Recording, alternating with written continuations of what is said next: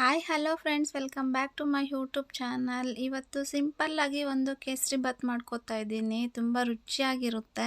ಬಾಳೆಹಣ್ಣು ಸೇರಿಸಿ ಮಾಡ್ತಾ ಇರುವಂತಹ ರೆಸಿಪಿ ತುಂಬ ರುಚಿಯಾಗಿರುತ್ತೆ. ನಿಜವಾಗ್ಲೂ ನೀವು ಒಂದ್ಸಲ ಟ್ರೈ ಮಾಡಿ.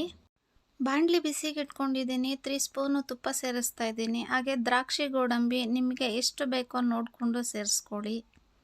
ನಾನು ಒಂದು ಬೌಲು ಚಿಕ್ಕದಾಗಿ ತೊಗೊಂಡಿದ್ದೆ. ಸೊ ಚೆನ್ನಾಗಿ ತುಪ್ಪದಲ್ಲಿ ಫ್ರೈ ಮಾಡಿಕೊಂಡು ಗೋಲ್ಡನ್ ಕಲರ್ ಬಂದಮೇಲೆ ಸೈಡಿಗೆ ತೊಗೊಳ್ಳೋಣ. ಅದೇ ಬಾಣಲಿಗೆ ಏಲಕ್ಕಿ ಬಾಳೆಹಣ್ಣು ತೊಗೊಂಡಿದ್ದೆ, ಸಣ್ಣದಾಗಿ ಹಚ್ಕೊಂಡಿದ್ದೀನಿ. ಸೊ ಅದನ್ನು ಸೇರಿಸ್ತಾ ಇದ್ದೀನಿ. ನಾನು ಒಂದು ಬಾಳೆಹಣ್ಣು ತೊಗೊಂಡಿದ್ದೆ. ಸೊ ನಿಮ್ಮ ಮನೇಲಿ ಕ್ವಾಂಟಿಟಿ ಜಾಸ್ತಿ ಇತ್ತಂದರೆ ಜನ ನೋಡಿಕೊಂಡು ಇನ್ನೊಂದು ತೊಗೊಳ್ಳಿ ಎಕ್ಸ್ಟ್ರಾ.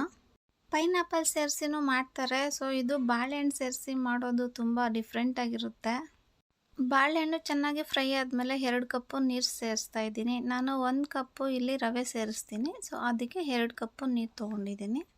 1/2 ಸ್ಪೂನು ಕೇಸರಿ ಸೇರಿಸಿ ಒಂದು ರೌಂಡು ಚೆನ್ನಾಗಿ ಮಿಕ್ಸ್ ಕೊಡಿ. ಸೊ ನೋಡಿ, ಈಗ ರವೆ ಸೇರಿಸ್ತಾ ಇದ್ದೀನಿ. ಸ್ವಲ್ಪನೇ ಗಂಟಿಲ್ದಂಗೆ ಸಣ್ಣ ಉರಿ ಇಟ್ಕೊಂಡು ಸೇರಿಸ್ಕೊಳ್ಳಿ. ನಾನು ರೀಸೆಂಟಾಗಿ ಒಂದು ಹೋಟ್ಲಿಗೆ ಹೋಗಿದ್ದೆ. ಅಲ್ಲಿ ಬನಾನಾ ಅದು ಕೇಸರಿ ಬಾತ್ ಕೊಟ್ಟರು. ನನಗೆ ಯಾಕೋ ತುಂಬ ಇಷ್ಟ ಆಯಿತು. ಸೊ ಮನೆಯಲ್ಲಿ ಟ್ರೈ ಮಾಡಿದೆ. ನಿಜವಾಗ್ಲೂ ತುಂಬ ರುಚಿ ಅನಿಸ್ತು. ನೀವು ಒಂದ್ಸಲ ಟ್ರೈ ಮಾಡಿ.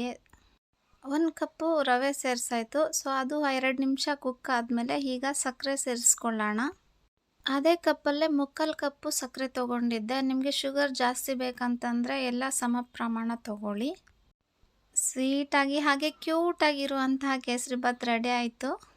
ಬನ್ನಿ ಎಲ್ಲರೂ ಕೇಸರಿ ಬಾತ್ ತಿನ್ನೋಣ. ಪ್ಲೀಸ್ ಹಾಗೆ ನನ್ನ ಚಾನಲ್ ಯಾರೆಲ್ಲ ಸಬ್ಸ್ಕ್ರೈಬ್ ಮಾಡ್ಕೊಂಡಿಲ್ಲ, ಪ್ಲೀಸ್ ಸಬ್ಸ್ಕ್ರೈಬ್ ಮಾಡಿಕೊಂಡು ವಿಡಿಯೋಸ್ ನೋಡಿ ಕಮೆಂಟ್ ಮಾಡಿ ಸಪೋರ್ಟ್ ಮಾಡ್ತಾ ಇರುವಂತಹ ಎಲ್ಲರಿಗೂ ಥ್ಯಾಂಕ್ಸ್. 300 ಜನ ಸಬ್ಸ್ಕ್ರೈಬರ್ಸ್ ಆಗಿದ್ದಾರೆ. ಸೊ ನಂಗೆ ನಿಜವಾಗ್ಲೂ ತುಂಬ ಖುಷಿ ಆಗ್ತಾ ಇದೆ. ಎಲ್ಲರಿಗೂ ತುಂಬ ಹೃದಯದ ಧನ್ಯವಾದಗಳು. ಪ್ಲೀಸ್ ಹೀಗೆ ಸಪೋರ್ಟ್ ಮಾಡ್ತಾ ಇರಿ. ನಾನು ಸಹ ನಿಮಗೆ ಸಪೋರ್ಟ್ ಮಾಡ್ತೀನಿ.